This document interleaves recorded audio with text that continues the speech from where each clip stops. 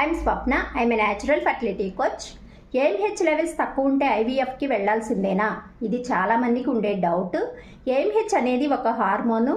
అది ఓవరీస్లో ఉండే follicles produce చేస్తుంది. ఏఎంహెచ్ అనేది ఓవేరియన్ ఎగ్ రిజర్వ్ని రిఫ్లెక్ట్ చేస్తుంది. అంటే ఏఎంహెచ్ లెవెల్స్ తక్కువ ఉంటే ఎగ్ క్వాంటిటీ తక్కువ ఉన్నట్లు, అంతేకాని ఎగ్ క్వాలిటీ తక్కువ ఉన్నట్లు కాదు. ఏఎంహెచ్ లెవెల్స్ తక్కువ ఉన్నా కూడా ఎగ్ క్వాలిటీ కానీ స్ట్రాంగ్గా ఉంటే వాళ్ళకి న్యాచురల్గా కన్సీవ్ అయ్యే ఛాన్సెస్ చాలా ఎక్కువ ఉంటాయి. So as a natural fertility కోచ్గా నేను వాళ్ళకి మంచి డైట్ సజెస్ట్ చేసి, హార్మోన్స్ బ్యాలెన్స్ చేసి, వాళ్ళ మైండ్ బాడీ టెక్నిక్స్ ఫాలో అయ్యేలా చేసి, లైఫ్ స్టైల్ చేంజెస్ చేయించి న్యాచురల్గా కన్సీవ్ అయ్యే ఛాన్సెస్ ఇంప్రూవ్ చేయడానికి నేను వాళ్ళకి గైడ్ చేస్తాను.